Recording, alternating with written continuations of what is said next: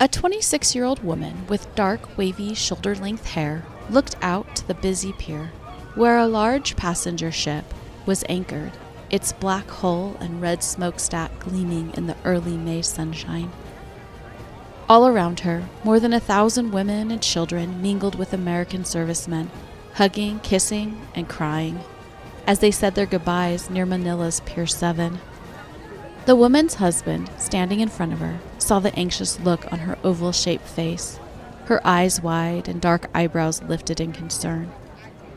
The captivating smile that made her cheeks into apples was nowhere to be seen. "It'll be all right, hun. It's just a precaution. We probably won't be seeing action here for a long while." Grace Britt looked up into her husband's eyes.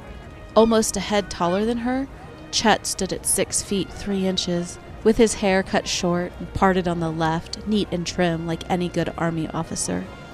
He had a square face and an almost mischievous glint in his eyes when he smiled.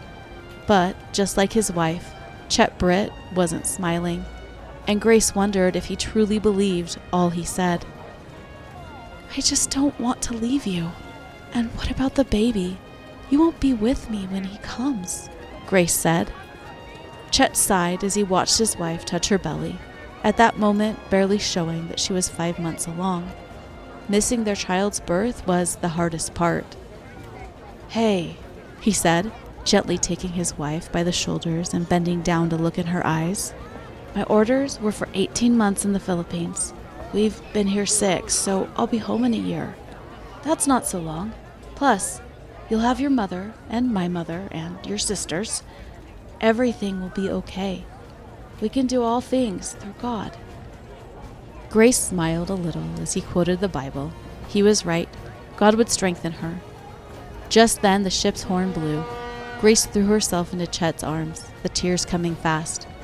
"Every time I look at the big Philippine moon, I'll think of you, back home and under that same moon," he whispered. The horn blew again, and they separated. Reluctantly, Grace joined the throng of women and children, heading down the pier to the large transport ship. She kept her eyes on Chet as she slowly climbed the gangway, until the crowds on the ship and the crowd near the dock made it impossible for her to see him any longer. All she could do now is hope that she would one day see him again. This is Left Behind.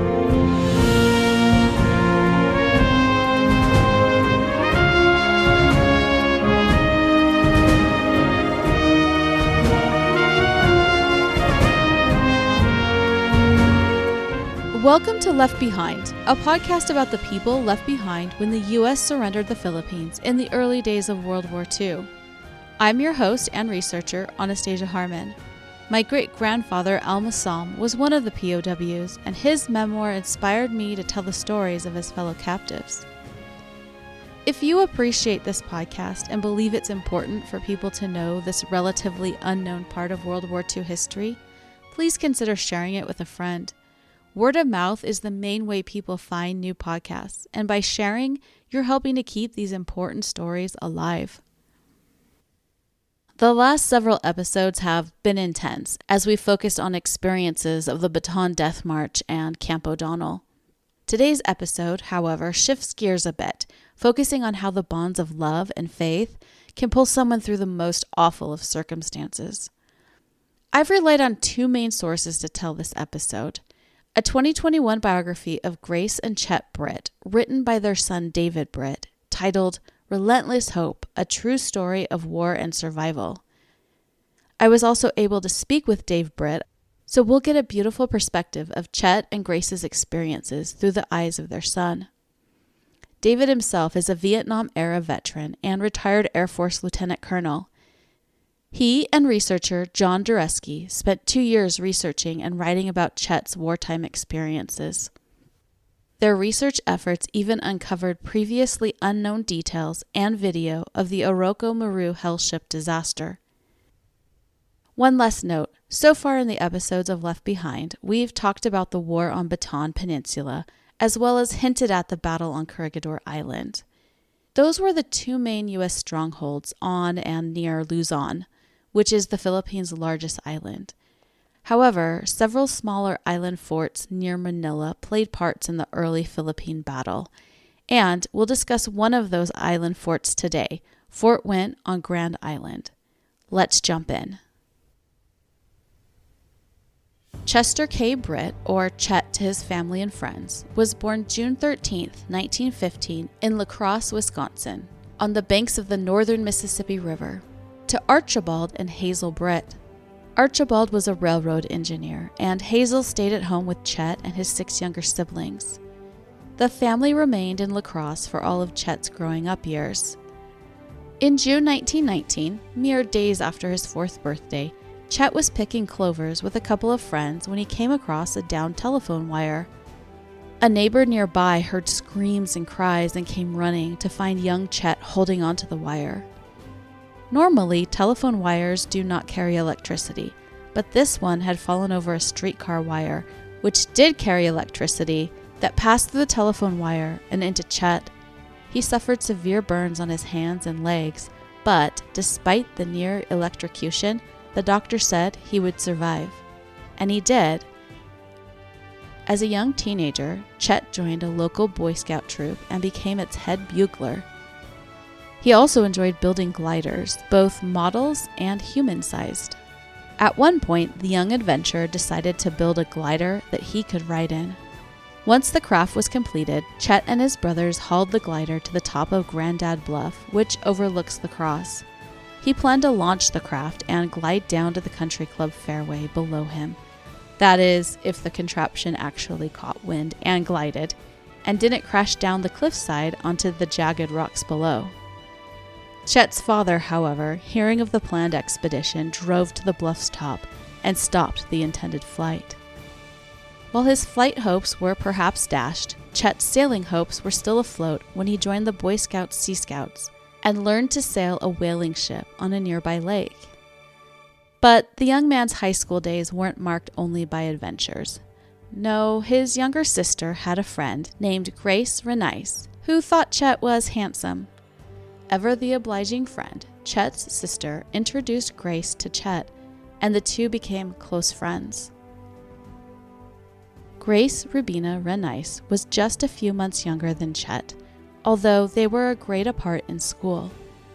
She was born in September 1915 in Ferryville, Wisconsin, just 36 miles or 58 kilometers down the mighty Mississippi from La Crosse. She was the 4th child born to Martin and Hilma Renice, both of whom were Wisconsin natives with Norwegian immigrant parents. Martin worked as a store clerk and, around the time of Grace's birth, ran for Ferryville sheriff. But by early summer 1917, when Grace was not yet 2, he had gone west to Wyoming to start a ranch, while his family remained behind in Wisconsin.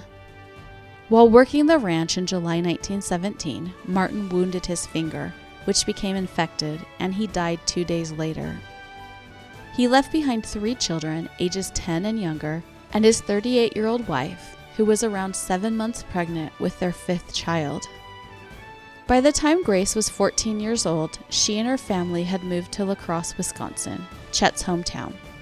Her mother, Hilma, ran a small boarding house, and Grace's elder sister and brother worked at an auto parts factory and for the railroad, respectively. Since the Renices were a single-parent family in the early days of the Great Depression, I wonder if Grace's 2 older siblings had to leave school early to support the family. Her eldest sister completed only 2 years of high school, and her brother completed 3. Grace, however, was able to remain at Logan High School all 4 years, which is where she met Chet Britt. They were close friends and remained so even after he graduated high school in early 1933. Grace graduated a year later. After high school graduation, Chet attended La Crosse State Teachers College, which today is the University of Wisconsin-La Crosse. A faith-filled young man, he also taught Sunday school during these post-high school years. A natural mathematician, Chet excelled in college and was eventually nominated for and accepted into the United States Military Academy in New York, commonly known as West Point. The adventurous young aviator and sailor now had his sights set on the Army. 21-year-old Chet started his plebe year in September 1936. He graduated on June 11, 1940, with the rank of second lieutenant. Throughout those 4 years at West Point, Chet and Grace constantly wrote to each other. The two married the day after his graduation in the West Point Cadet Chapel. They enjoyed a month furlough before Chet reported for his first active duty assignment, an intensive 2-week Coast Artillery Corps officer training in Virginia. And then he was assigned to Corregidor Island in the Philippines. On September 12, 1940, 3 months after Chet's graduation and the couple's marriage, Chet and Grace set sail from New York City. They were young, in love, and bound for a brand new adventure. After 6 weeks at sea, the newlywed couple arrived in Manila on November 1st and were immediately shuttled to Corregidor, the island fortress that guarded the entrance to Manila Bay. The island was home to a U.S. Army fort, which became a vital artillery protection point for Manila and the bay. Thus, the Coast Artillery, which Lieutenant Chester Britt was part of, was the focus of the Army forces on the island. The young couple set up their home in a large duplex in the officers' area of the island, and it wasn't all that bad of a setup. The officers' area boasted a movie theater and a golf course, and when Chet was off duty, he and Grace enjoyed softball, archery, and strolls around the lush landscape. The couple had even had their car shipped over. But their time on Corregidor was short. The next month, so December 1940, the Army realized that now First Lieutenant Britt's mathematics skills were needed elsewhere, and he was transferred to the 92nd Coast Artillery and sent to yet another island. The 92nd was a Philippine Scouts unit.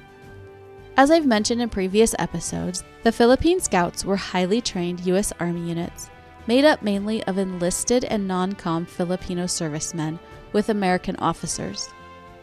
Lieutenant Britt taught math to Filipino servicemen who were undergoing artillery training. Chet's assignment was to Fort Went on Grand Island in Subic Bay. Subic Bay sits on Bataan Peninsula's northwestern side. Grand Island is situated at the bay's mouth. Not 5 miles northeast of Grand Island and situated on Bataan Peninsula's very northwestern edge was Olongapo Navy Yard.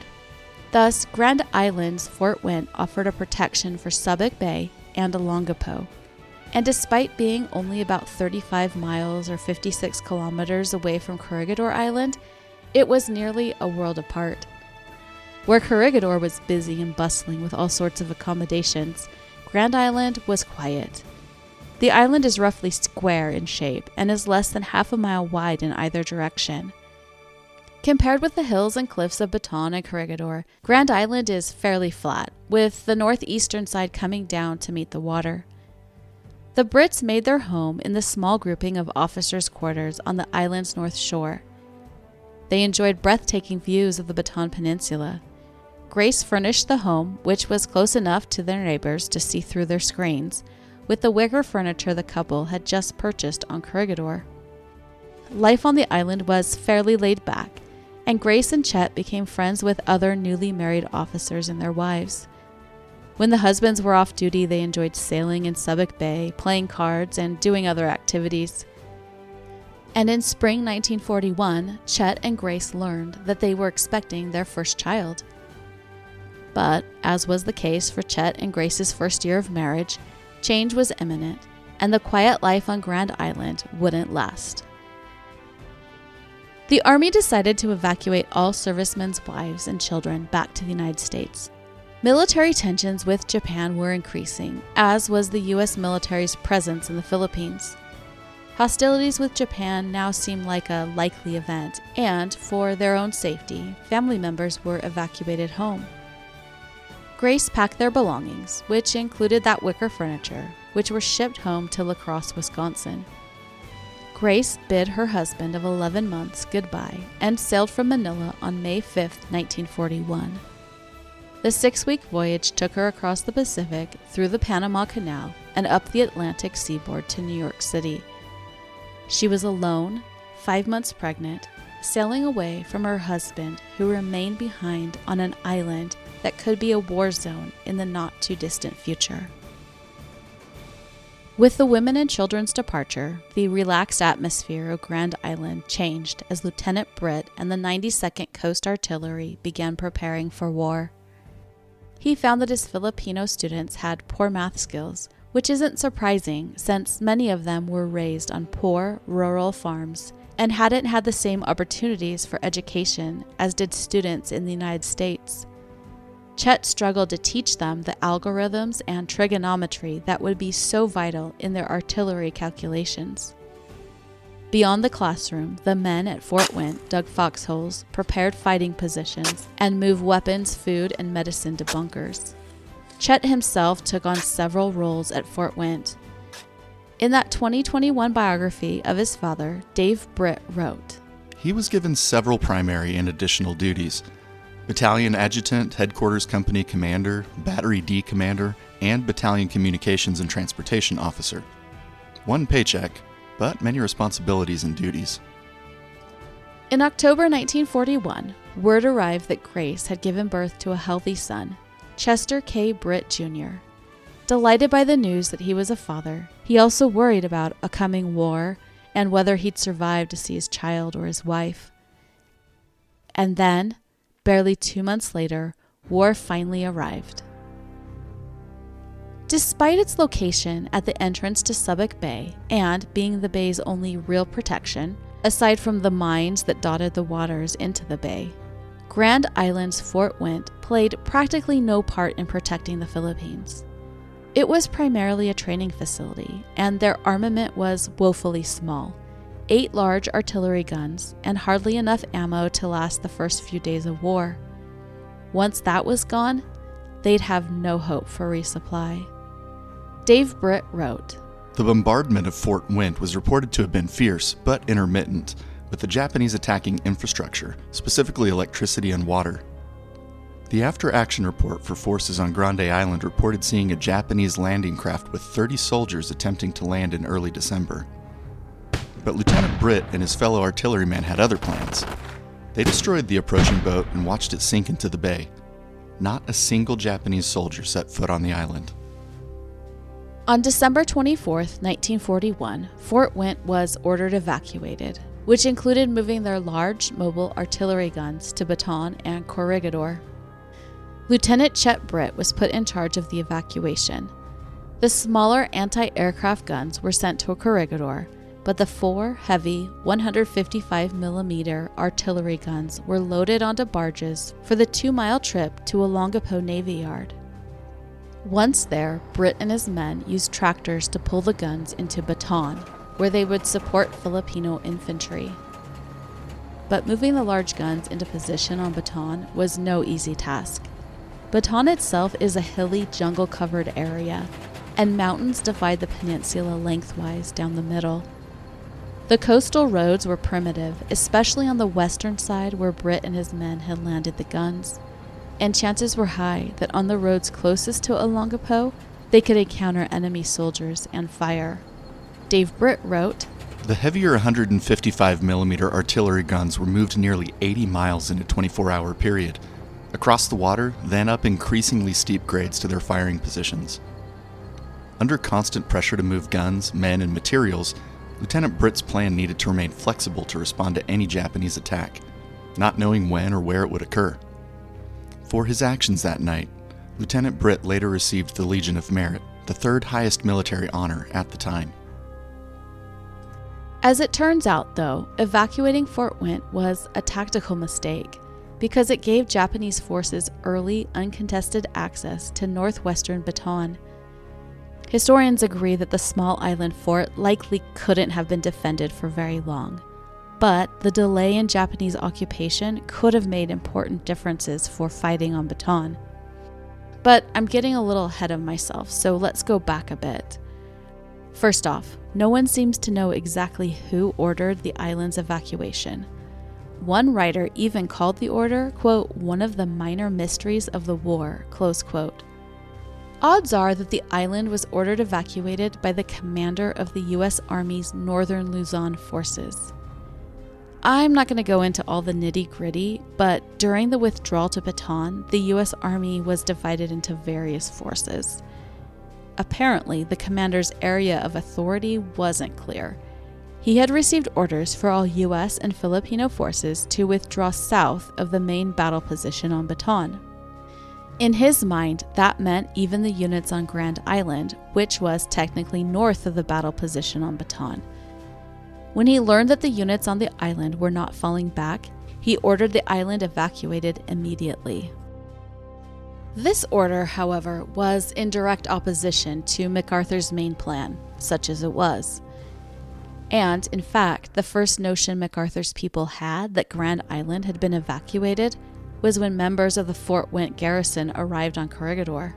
Thus, the evacuation on Fort Went allowed Japan unfettered early access to Subic Bay and the Olongapo Navy Yard, which became a vital supply line for the Japanese forces on Bataan. Historian Lewis Morton wrote, quote, "While the ongoing support or retention of Fort Went was probably impossible, its evacuation without a struggle gave the Japanese an important objective at no cost. An American garrison on Grand Island, even if it was ultimately lost, might well have paid substantial dividends and certainly would have given the Japanese many uncomfortable moments. From Fort Went, the Americans with their large guns could have disputed Japanese control of the bay and of Olongapo, which later became an important enemy supply base, and would have constituted a threat to the flank of any Japanese. The evacuation is yet another example of the chaos that continually plagues servicemen like Lieutenant Chet Britt as they fought to hold Bataan. The day after moving the guns to Bataan, Lieutenant Britt was assigned to the 301st Field Artillery and became a battery commander, overseeing those 155mm guns. Over the next 3 months, he'd oversee their southward movement until April 9th, when the guns were destroyed and Chet and his comrades surrendered to Japanese forces at Mariveles on the southern tip of the peninsula. And with that, Lieutenant Chester Britt was now a prisoner of war. But back home in La Crosse, Wisconsin, Grace Britt didn't know her husband's fate. She certainly would have heard the news of Bataan's fall, but beyond that, she had no word about Chet. She would not have known during those spring months of 1942, as she cared for her now 7-month-old son, that her husband endured the horrendous war crime that would come to be known as the Bataan Death March, or that he, with the help of a close group of friends, survived 6 weeks at the sick-infested Camp O'Donnell where the march ended, before entering the Cabanatuan camps. Her cards and letters, which attempted to determine Chet's fate, were left unanswered. Some lost, some returned. Grace's older brother joined the army and was sent to Europe. 2 of Chet's younger brothers joined as well, one as a Navy pilot, the other as a B-24 tail gunner. Grace joined the home front war effort, working at a local manufacturing company making 20mm brass shell casings for the war. Her mother and Chet's mother helped watch Chester Jr.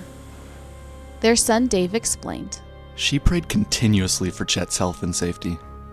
Their love was reciprocal and connected despite the miles separating them. While he was away at West Point, Grace had patiently waited 4 years for her love toward Chet to be fulfilled. This time, her patience would be tested time and time again as she realized the stark reality of life interrupted by war. Waiting to learn of Chet's fate was excruciating. The Runis and Britt families wrapped their arms around Grace and Chester Jr., supporting them emotionally and spiritually. The combined families felt God was testing them and strongly believed He answered prayers and kept His promises. Faith gave them hope and comfort in the midst of their despair. Finally, in December 1942, Grace received word that her husband was a prisoner of war. The communication left much to be desired detail-wise, but at least she knew he was alive. By the time Grace received this information, Chet was at Davao Penal Colony in the southern Philippine Islands. After 4 months at Cabanatuan, Chet was one of 1,000 POWs selected for a work detail some 1,000 miles or 1,600 kilometers south of Cabanatuan. He would remain at Davao for the next 18 months. Davao Penal Colony was a farming work camp where the POWs raised food to feed the Japanese army in the Philippines. Conditions here, at least at the beginning, were somewhat better than they were at other camps Chet would endure. He had better food, including vegetables, that he'd had at the other camps, and even while fighting on Bataan. Plus, the Davao POWs also had more opportunities to scrounge for additional food. Chet's son David told me, Spent a year and a half working on an agricultural farm and going there growing food for the Japanese. And I believe that going there probably helped him to survive because the food there was slightly better because they would steal vegetables that they were cultivating and eat them in the field. Further, Dave wrote, The POWs smuggled bananas and other vegetables into the camp at the end of each workday. Chet cleverly stashed his food treasures in his hat.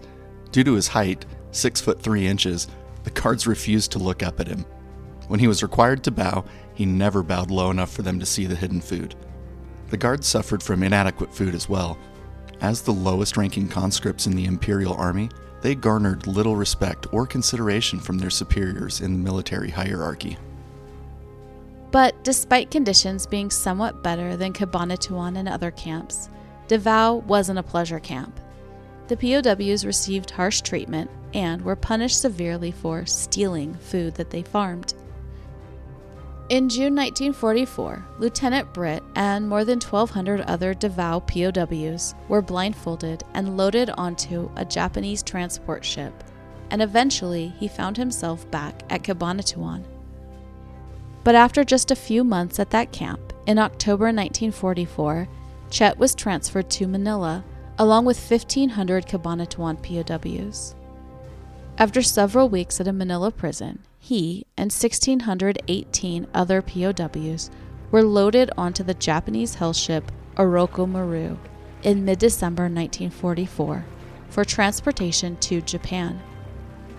He didn't know it then, but what he was about to experience would be the absolute worst thing he'd faced during the war. A literal hell on earth. The Oroko Maru was a former luxury liner converted to a transport ship. It was designed to carry 843 passengers, but when the ship sailed out of Manila Bay, there were nearly 3,500, including Japanese crew, soldiers, and civilians, as well as the 1,600-plus POWs.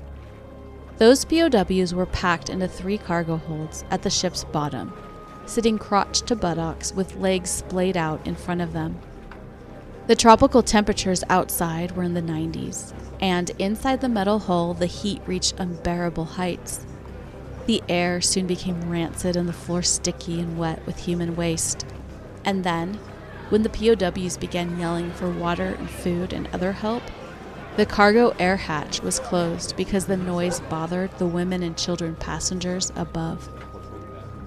Shortly after leaving Manila Bay, the ship, unmarked so it offered no clues that there were American POWs on board, was attacked and disabled by American planes. Still maneuverable, the ship sailed into the Subic Bay and to Olongapo Navy Yard, passing by Fort Went where Chet and Grace had lived before the war. At 9 a.m. the next morning, American planes returned and renewed the attack. Finally, Japanese officials allowed the POWs to climb out of the holds and escape over the ship's sides. Once on deck, Chet looked around to get his bearings. Stretching his arms and legs as he worked out the kinks from being confined in the hold, he quickly recognized he was in familiar surroundings and did his best to hide a smile. He noticed a pile of life vests, an unexpected stroke of luck. Chet snatched one and put it on before guards could object. He struggled trying to figure out how to fasten it when a Japanese guard rushed towards him, adjusted it properly, and connected the straps in a rare act of humanity by his captors.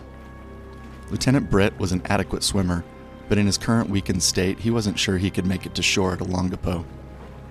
His life vest secured, he was confident as he leapt off the foundering ship and dropped 30 feet to the water.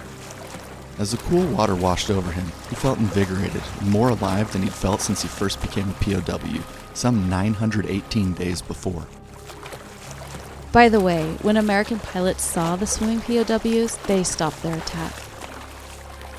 Lieutenant Britt and the 1,305 surviving POWs remained at Olongapo for 4 days before being transported by truck and train some 153 miles or 247 kilometers north to a town called San Fernando on the island's northern shore.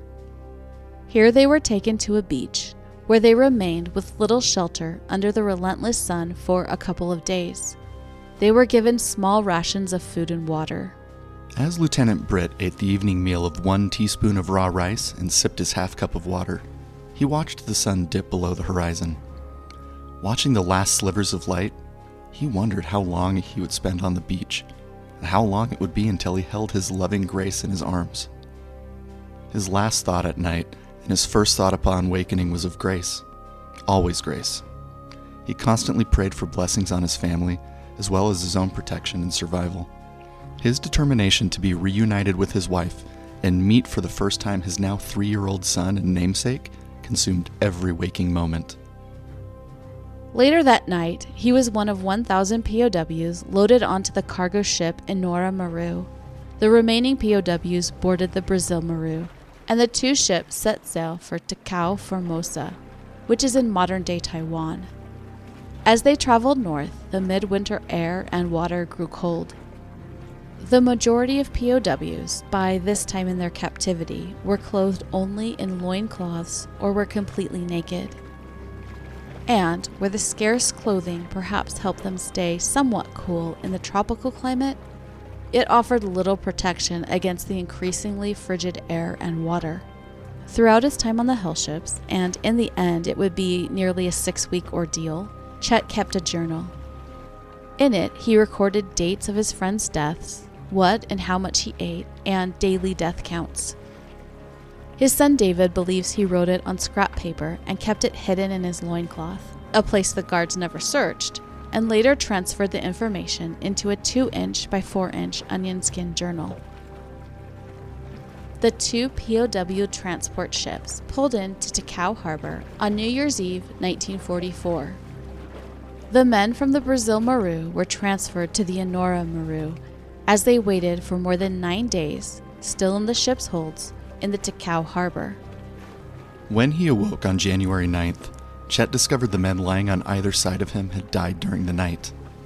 Too weak to move them in the increasing pile of those who had died, he stayed where he was. Their bodies provided some protection from the cold breeze flowing into the hatch. About 11 a.m., he heard the familiar sound of American planes overhead and braced for an attack. He could hear the whistle of bombs getting louder and closer. The ship shook violently as bomb after bomb exploded just above him. As he laid on the feces-filled straw, with planes unleashing bursts of fire from their wing-mounted machine guns, Chet heard a soft voice in his head urging him to move. He was so weak he could barely lift his arms, but he crawled up and over one of the dead bodies next to him. Just as his body came to rest, Chet could hear bullets impacting the deck and streaking into the hold, whizzing not far from his head. When the attack ended, the sun was directly overhead. Its rays poured into the hold, filling it with bright light. Lieutenant Britt slowly raised his head, opened his eyes, and saw a line of bullet holes had pierced the floor where Chet had lain just moments earlier. The voice in his head saved his life. To Chet, it was either the voice of a guardian angel or perhaps the Holy Spirit. He had been struck by shrapnel, but he was alive and said another prayer of thanks. All around him, though, men had not been so fortunate. A bomb blew open the deck, killing hundreds of POWs instantly. Wounded and mangled survivors were trapped under wooden and steel beams. It was a sickening, hellish sight. Over the next couple of days, the surviving able-bodied POWs helped place the bodies in cargo nets, which were lifted out of the hold. The dead were eventually buried in a mass grave near Takao. Among those dead was Lieutenant Willibald Bianchi, who I highlighted in episode 20. That episode includes details about what happened to the bodies removed from the Enora Maru. On January 12th, 3 days after the attack, the survivors were moved to the Brazil Maru. This ship was created for cargo, and the holds were lined with small bays, about 10 feet by 15 feet. 20 men were crammed into each bay, and it was impossible to be comfortable. Chet could either sit with his legs extended or lie down with his knees drawn up to his chest. The ship left Takao the next day with the 900 survivors. Wounded, sick, emaciated men who were clinging to life. The temperatures continued to drop, with snow accumulating on the ship's deck above them. Some men literally froze to death, and POWs died at an average rate of 27 per day. Chet was lucky enough to have a close circle of friends with him, and they became a lifeline for survival, as the most able-bodied among them could help take care of the sick and wounded. Their bodies were emaciated. By this time, Chet, a tall man, was down to only about 100 pounds, with little fat or muscle on his body. The group huddled together to maintain body heat. He had a circle of friends. We called it Circle of Life. And basically what it was a group of men who had the same faith background, the same value structure. And because they did, they wouldn't steal from each other. And they helped each other. Because if you were sick, you couldn't go get food. Someone had to get it for you. My dad took care of him when he was sick. He brought him hot water bottles because the guy had very, very little leg to hurt. And my dad brought him food and also carried him to the train because he couldn't walk there. That's Chet's son David, who further wrote, Since becoming a prisoner in April 1942, Chet's survival had diminished from day to day and hour by hour to minute by minute and second by second. As he sat in the hold, naked and shivering, his measure of survival had been reduced even further. It was now breath by breath. Each time he found himself in a downward spiral, Chet thought of Grace, which renewed his determination to survive. Instead of focusing on all the bad things that happened, he concentrated on the positive. First and foremost, he was alive, and he promised himself he'd do everything in his power to stay that way. He may not have been in the best of health, but he had his Grace, he had his family, and he had his faith. They were the touchstones for survival. Finally, on January 30th, the Brazil Maru reached its destination, Moji, Japan. Chet and only 424 disembarked alive, and many of those survivors would not last long once they reached land. Fewer than 270 survivors remained alive 3 months later. That's a mere 14% survival rate. Chet was sent to Fukuoka Camp Number 3, which had 8 inches of snow on the ground when he arrived. He was issued shoes, wool pants and shirts, woolen blankets, and hot coffee. The day after arrival at that camp, Chet, still dealing with shrapnel wounds from the attack at Takao, the effects of starvation, and sick with malaria, was admitted to the camp hospital in critical condition. Most of the Brazil Maru survivors at camp were admitted as well. The hospital offered them real beds, 3 meals a day, and medical care, all so they could heal and regain strength enough to work at the camps. Not many days later, Chet's last remaining friend died, and Chet's health took a bad turn. Delirious and unresponsive, doctors feared Chet had only hours to live. Despite the odds against his survival, doctors administered a megadose of sulfa drugs and an infusion of plasma in one last-ditch effort to save his life. They figured he'd be dead by morning. He wasn't. Chet downplayed his near-death casualty, explaining in a letter to his parents the following August. I was given up one night in the hospital in Japan, February, but my heart kept going, and after receiving many injections and some plasma that was available, I gradually became stronger and was able to hang on. Chet was released from the camp hospital in late February. 2 months later, he received word of yet another transfer, this time to Mukden, Manchuria, in the northeastern part of present-day China. But this time, he was transferred on board passenger ships and trains. Once in Manchuria, Chet was assigned to a camp called Houghton No. 1. After about a month in camp, Chet contracted wet beriberi, which is caused by a lack of vitamin B1. His legs, stomach, and feet swelled. His heart had to work harder to pump blood to the extremities. He could hardly take care of himself, but thankfully he had found another group of POWs who helped take care of and obtain food for him while his conditions fluctuated between bad and worse, throughout the summer of 1945. Finally, after 3 years and 4 months in captivity, Chet and the other Hoken No. 1 POWs were liberated in late August. On August 23rd, he wrote a 2-page letter to Grace. My dearest Grace, I hope you are well and happy today, and that by now you have heard that I'm still alive. I guess you perhaps never did know where I was during the war. He then gave her a brief account of his time as a POW, including his time on the hell ships. Of the 1,619 men who began our trip on December 13, 1944, we have left only about 250. All the others are dead. So you see how fortunate I am. I shudder to look back. I must go now, hun. I can write every day now, and most certainly will. All my love to you and to little Chesty. By September 6, he was back in Manila and in a U.S. military hospital there. His family received word within a few days. Chet was still in poor health and needed much medical care before he could return home, but he was able to write frequently to Grace. The following snippets show his eagerness to come home. I just had to write you. I feel like setting out for home on foot right now. The moon is beautiful tonight, and the radio playing Let's Take the Long Way Home, reminding me of those evenings long ago when I escorted you home from the library, the long way. I can't understand the cause for the long delay. As I've told you, my name was submitted some time ago to headquarters to be evacuated. I hate to spend any more time away from you, dearest, even a minute. The big moon tonight makes me very lonesome. I want so much to be with you, hun. It's so very disheartening to be free to come home and no way to get there. Finally, on October 3, 1945, after 2 months at the Manila hospital, Chet received word that he was coming home. He wrote to Grace, I am so excited, hun. I can scarcely believe that I'm actually coming back.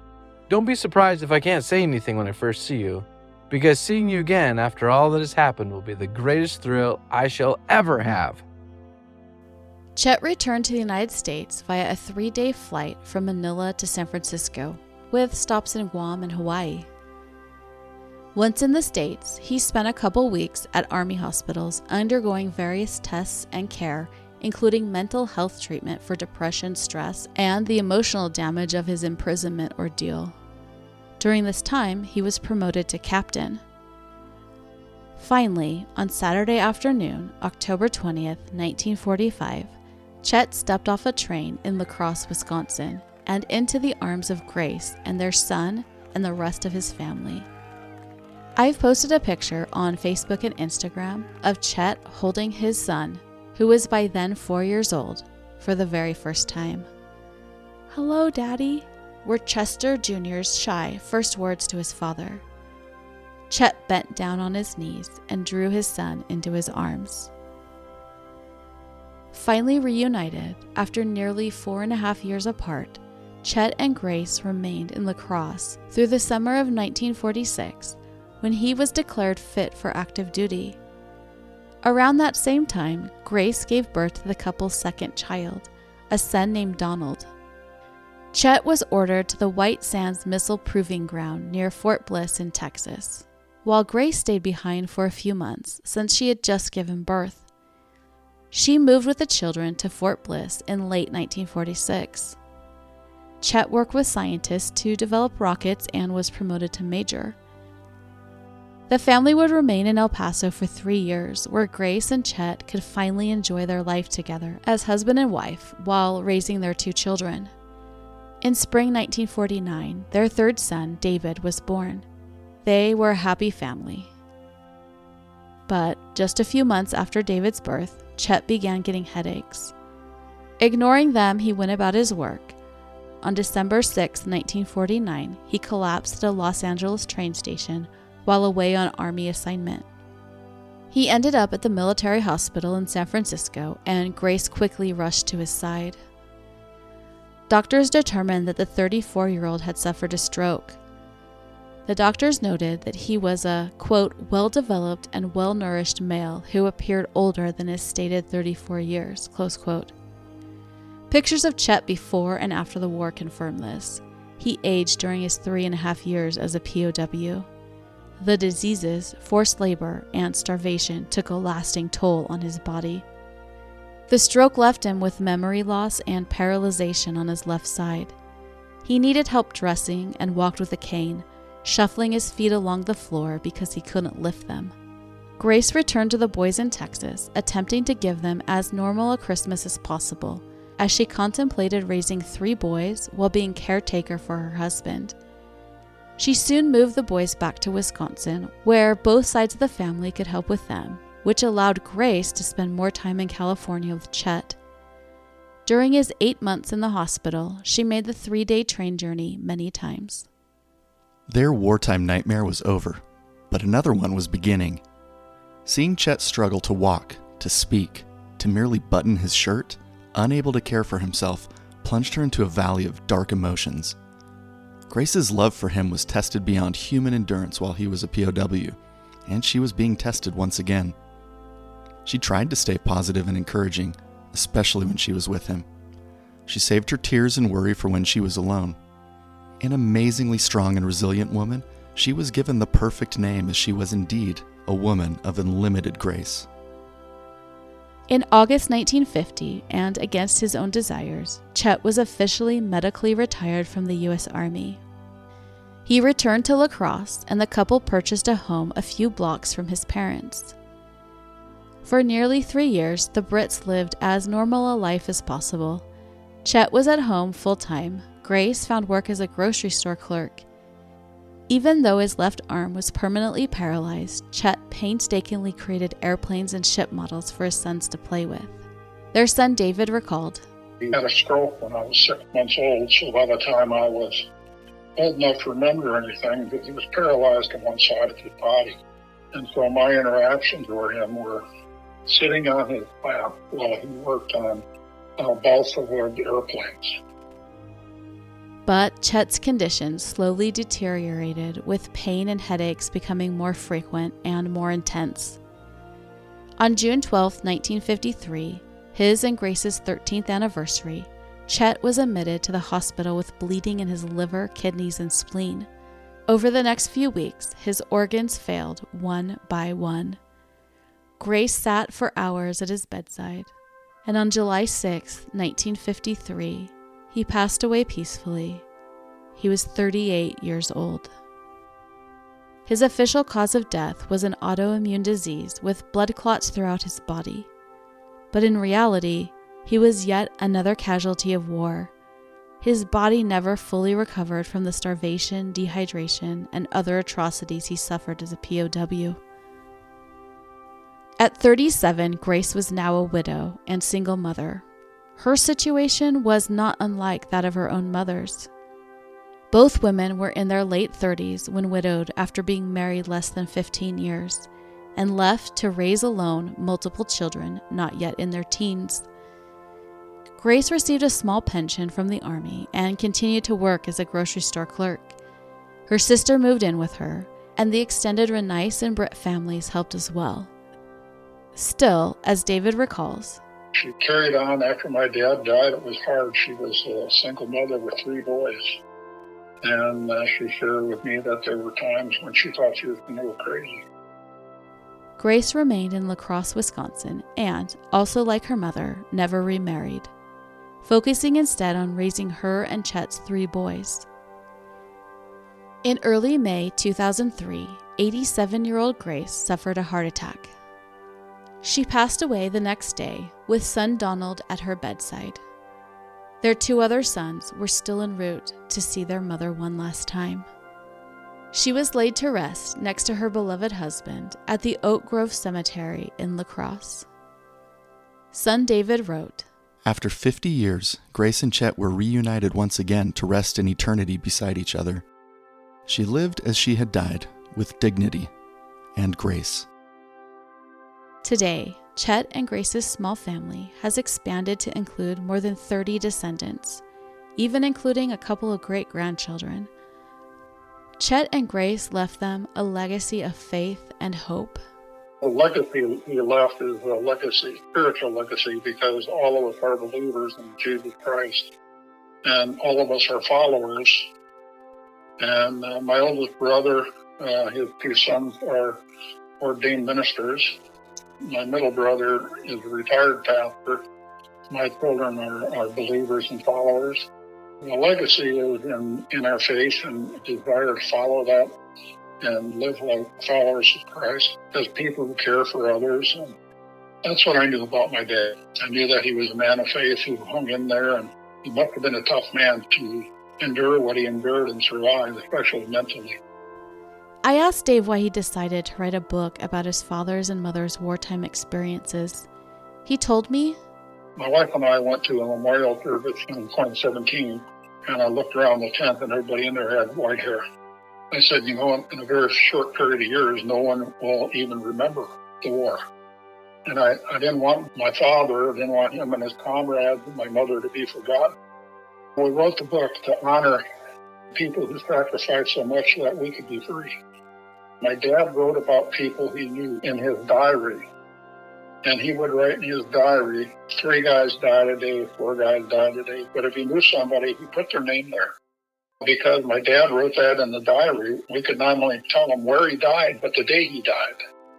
So we were able to bring closure to people who didn't know what happened to their loved one. So, in the end, Chet's relentless hope and will to survive affected more than just his family. Truly, he and Grace were remarkable heroes who, like so many thousands of others, sacrificed so much for their country's and their family's future. While Chet was surrendering to the Japanese forces on the Bataan Peninsula in early April 1942, his artillery friends on Corregidor Island were buckling in for the firefight of their lives. More on that next time. This is Left Behind.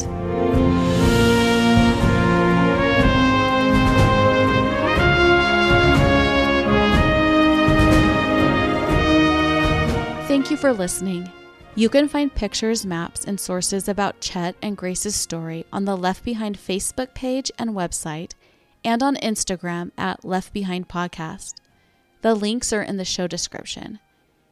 If you'd like to know more about their wartime experiences, you can buy David's book, Relentless Hope, A True Story of War and Survival, on Amazon. That link is in the show description. If you enjoy this podcast, please subscribe so you'll know when I drop a new episode, and consider leaving a review wherever you listen to podcasts. Left Behind is researched, written, and produced by me, Anastasia Harmon. Voiceovers by Tyler Harmon and Paul Sutherland. Special thanks to David Britt and John Dureski for their time, research, and help with this episode. Dramatizations are based on historical research, although some creative liberty is taken with dialogue. And I'll be back next time with the Siege of Corregidor Island.